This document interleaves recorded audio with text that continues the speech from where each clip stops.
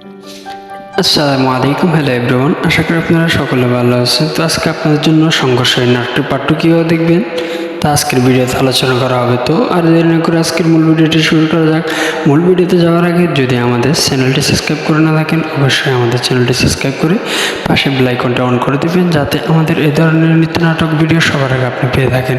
বন্ধুরা, আপনারা জানেন যে পল্লী গ্যারান্টি ইউটিউব চ্যানেলে গতকাল সংঘর্ষের নাটকটা আপলোড করা হয়েছে, কিন্তু এখন আপনারা অনেকেই সংঘর্ষের নাটকটি পার্ট 2 দেখতে চাচ্ছেন।